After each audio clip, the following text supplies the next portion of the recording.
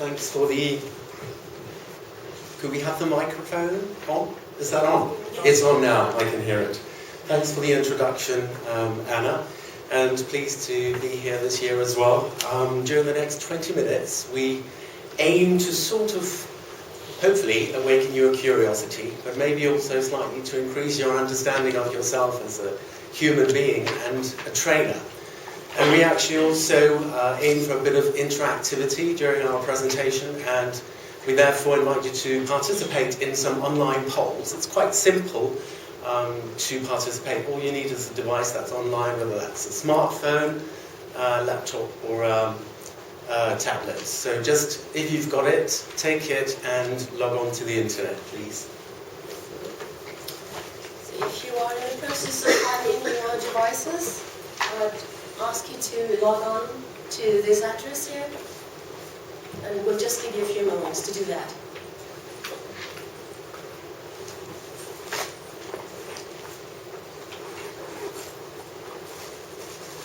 See, tapping is still going on, so we'll just wait a few more seconds. Okay, when you see this message, then you're ready to vote.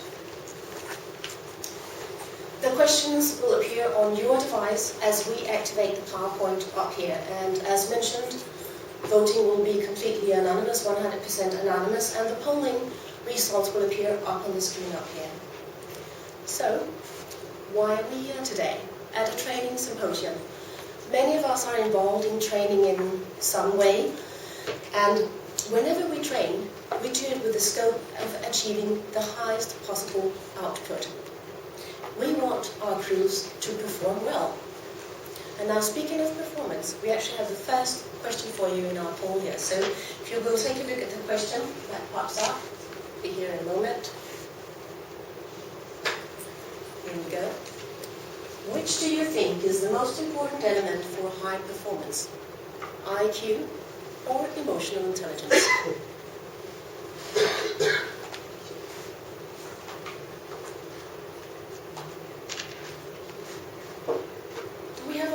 The votes right now.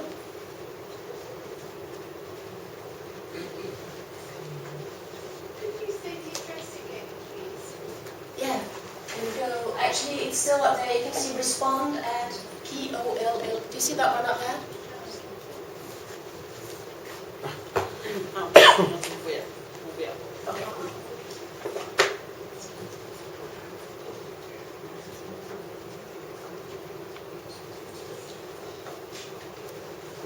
Okay, I think we're there. I think we'll leave it here with an interesting result.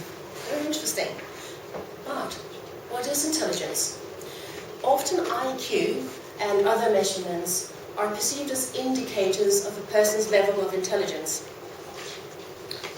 Through this presentation, we'll propose the opposition, that emotional intelligence is equally, if not even more important, than the traditional perception of intelligence. The neuroscientist Antonio Damasio up here, award-winning guy actually, had a patient called Elliot. Elliot used to be a successful businessman, model, father, husband, but he suffered from a brain tumor that had to be removed by surgery. And it was Mr. Damasio that performed the surgery. This surgery, unfortunately, affected Elliot's ability to sense emotions. Following his operation, Elliot dispassionately reported to Antonio Damasio that his life was falling apart. And while still in the 97th percentile for IQ, Elliot lacked all motivation. His marriage collapsed, as did each new business he started. Antonio Damasio found Elliot an uninvolved spectator in his own life. And actually, we're going to show you a statement from Damasio regarding Elliot. I'll just give you the time to read it.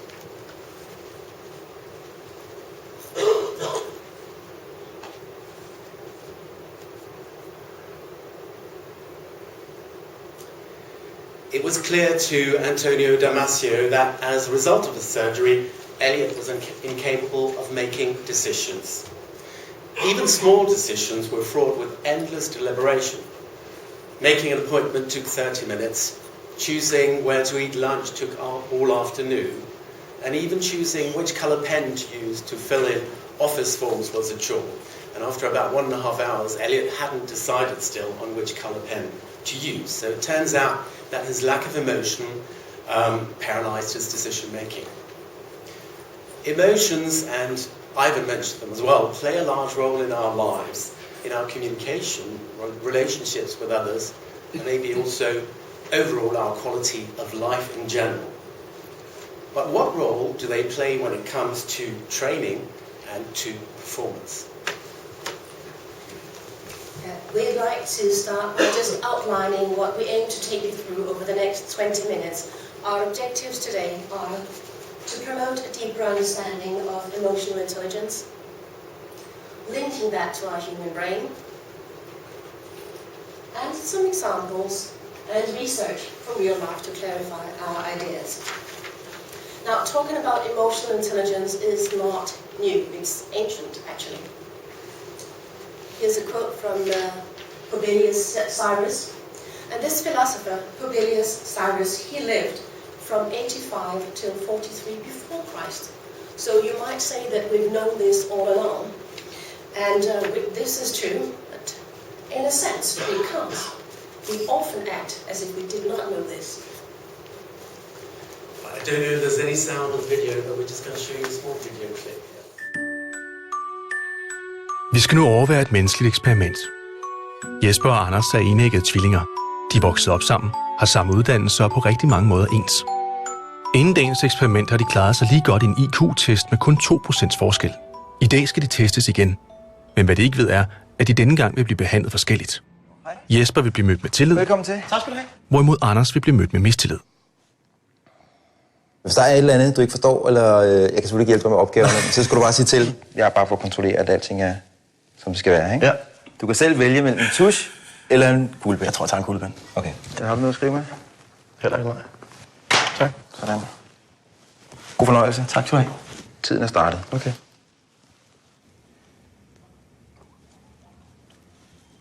Og hvis der er opgaver, du ikke kan finde ud af, så ser du lidt langsomt den der, så kan du bare gå videre til den næste, ikke? Ja, det er simpelthen, hvor krydsen skal sættes hen, ikke? Det er lidt tvivl om. Det ser fint ud, det der, synes jeg. Jeg håber, det er okay, altså. Ja, det er det. Jeg synes, det...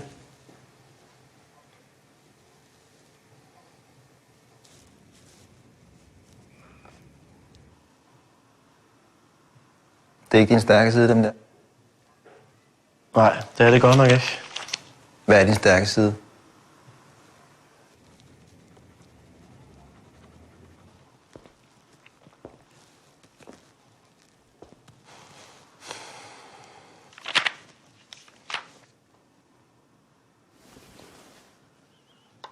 Kan du finde ud af det? Nej. Nå.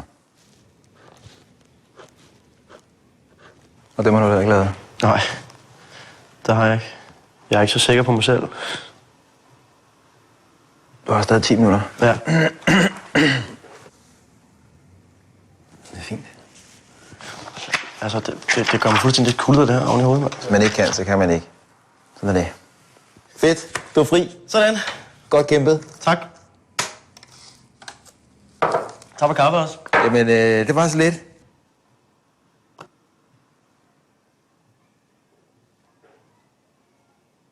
Hvordan gik det så? Gør mistilliden forskel? Anders klarede sig 16% dårligere end sin bror. Det er faktisk ikke overraskende, men en kendt psykologisk mekanisme, golem-effekten. Vi klarer os dårligere, når vi bliver mødt med mistillid. Altså, jeg kunne slet ikke fokusere. Kæft, det gik godt, det her, mand. Det gik skide godt. Jeg følte mig virkelig... Jeg havde virkelig mindre værd.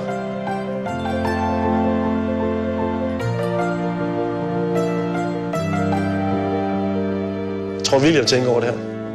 Hvordan man behandler folk, mand, og hvordan man taler ens syn på ens medmennesker generelt, og hvordan man bliver talt til i samfundet, altså. Right. The twins experiment sort of clearly demonstrates that IQ is not always sufficient to do well. It also suggests that our behaviors have an impact on other people and on their performance and the output. And it's the impact of our emotional state and the effect it has on others that we're concerned about. Just imagine what it's like to feel anxious. We know that when we're anxious, it's hard to concentrate. So when our brain is focused with dealing with unpleasant emotions, how can it be available for learning? For those of us that deal with training, we'd probably like to think that we're all like the friendly teacher all the time, but is that really always the case? Well, let me put this in another way. How many of you believe it's realistic to be happy all the time? Some people believe. What do you think the two teachers were feeling? Did they hide their feelings very well? Or did they even try to hide their feelings? It's time for your vote again. We'd like your vote for another question that's coming up here.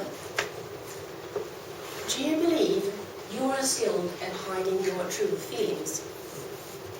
Please give me your votes.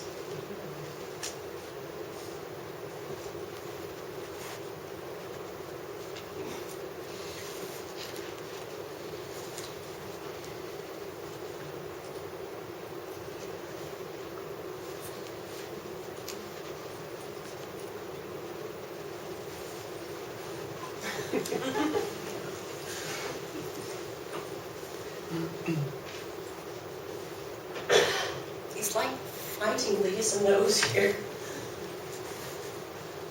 I think we're about there. We're not, but it's good to see at least we do have some kind of control here. Thank God for that. So now the next question, I'd like you to raise your hands if you can answer yes to this one. So how many of you believe that although you are skilled at hiding your true feelings, most people can read through the mask? Raise your hands. Sorry, say it again. Okay, I'll give it to you again. How many of you believe that although you are skilled at hiding your feelings, most people can read through the mask? Raise your hands.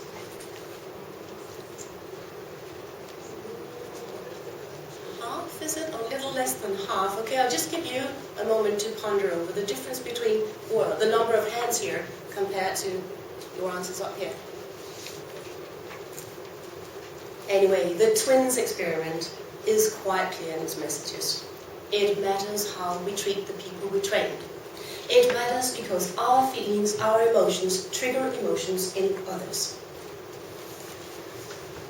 Every person that's trained airline crews are probably familiar with the frustration over people who underperform, although we seem to have explained things a million times to them.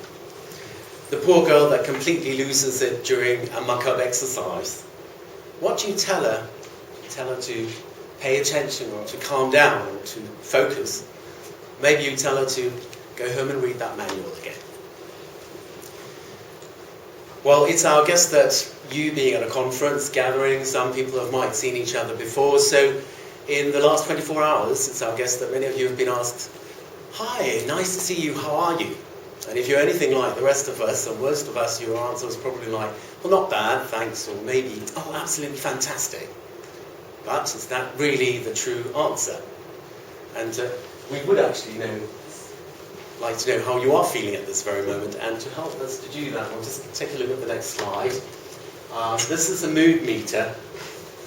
And the horizontal line illustrates the degree of unpleasantness or pleasantness that you're feeling at this very moment.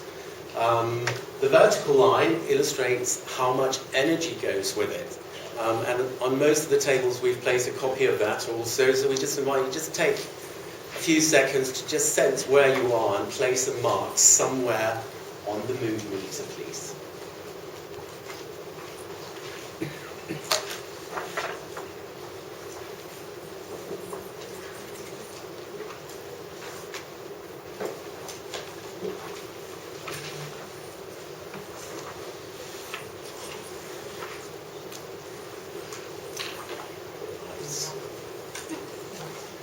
So, and mark anywhere on the mood meter. But we also have a poll question related to this, actually. We'd like to know which coloured area you are in. So if you could give us your vote on that, please.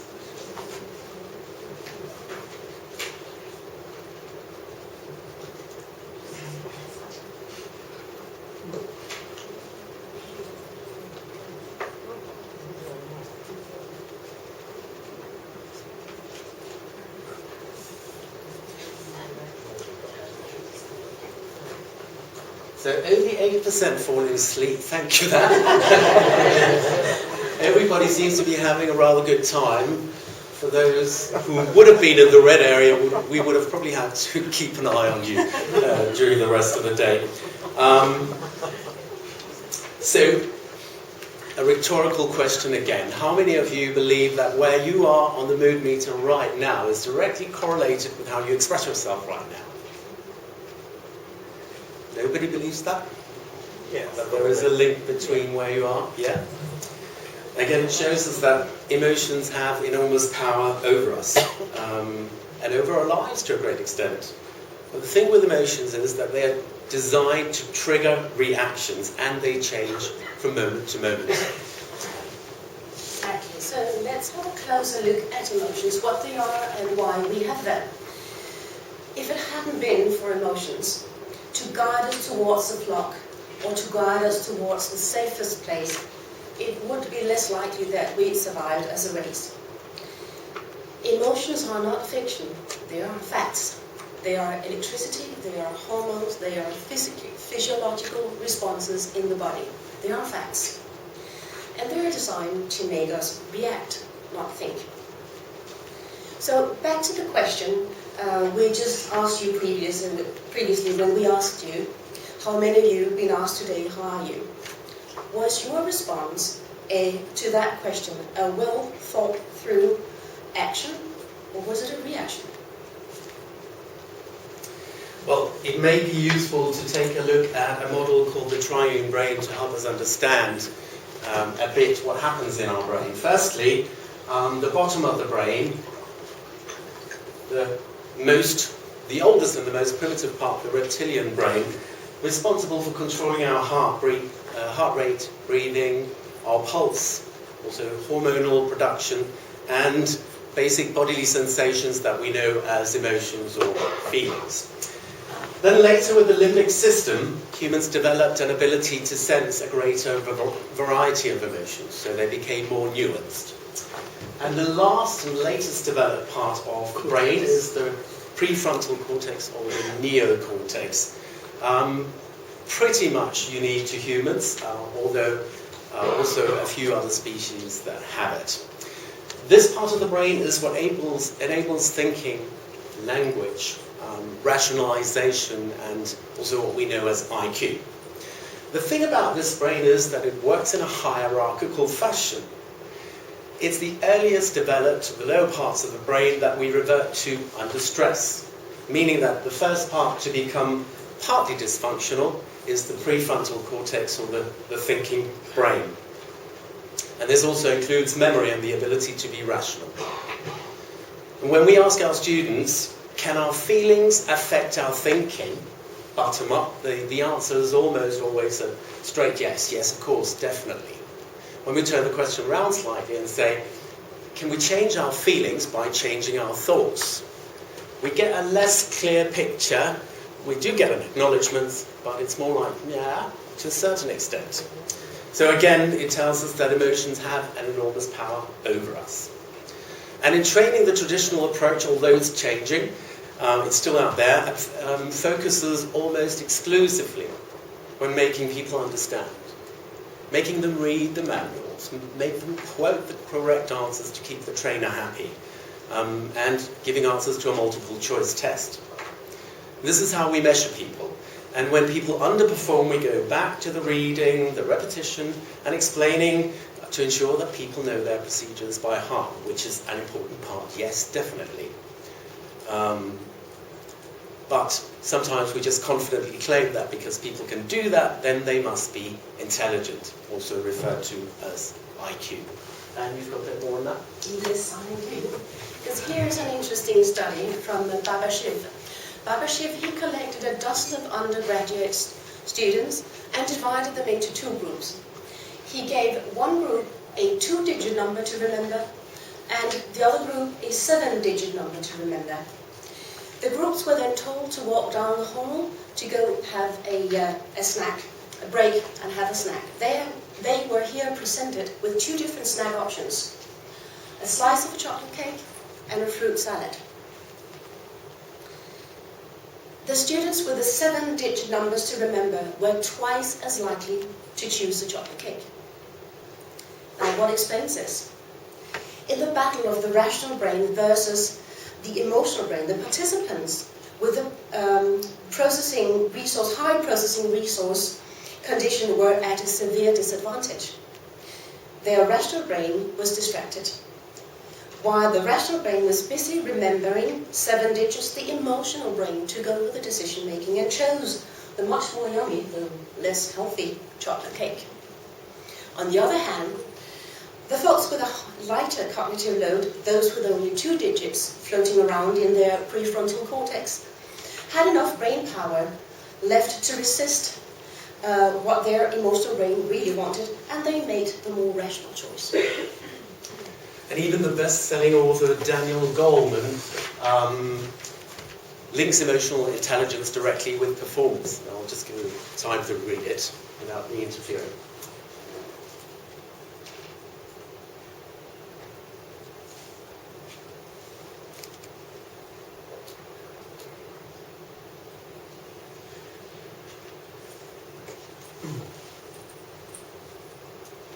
So he makes a strong argument that emotional intelligence is definitely also important. But what is it? How do we define it? Emotional intelligence has been defined as the ability to, first of all, recognize, then understand, and then manage our own emotions. But as emotions tend to travel between people equally, it's important to recognize, understand, and influence the emotions of other people.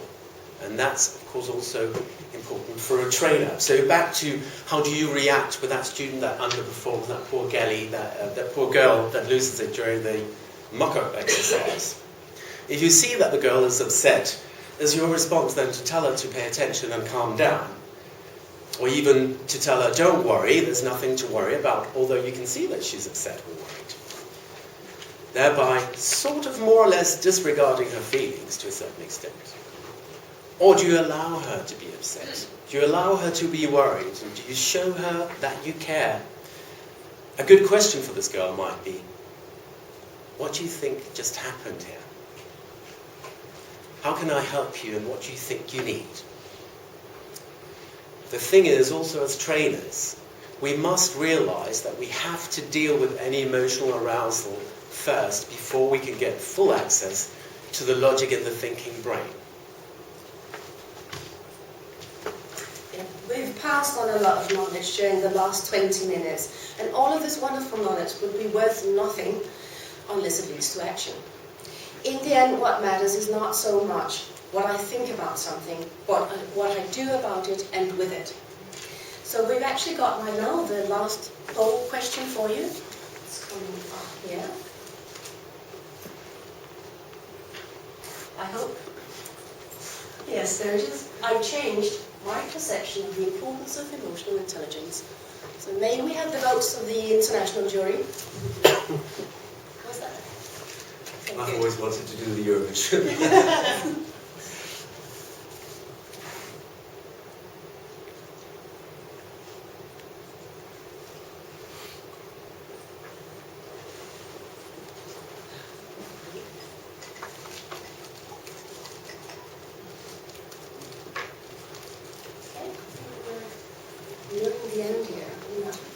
So pretty much the same figures actually as to the first question. So what I'm asking myself is whether the ones that thought IQ were most important at the beginning are the ones saying yes now. I don't know. But anyway, if we haven't managed to move some of you, we just have one last shot at it. Because we're just going to finish with 4 statements that we really like. And we'd also like to give the credit to a person that's inspired us, and that's a lady who has given presentations at Watts in Orlando. I think she's been here as well. It's Dr. Sherry Frissinger. We've just rephrased her statement slightly to fit into our presentation, but really she does deserve the credit for them. Here they are. First one being, to manage your behavior, you must manage your reactions. How many of you can nod to that? How many of you think that makes sense?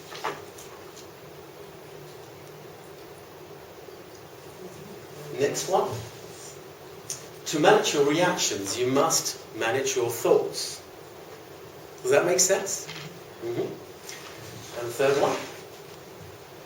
To manage your thoughts, you must be able to manage your emotions. What about that one? See a few people nodding. The last one.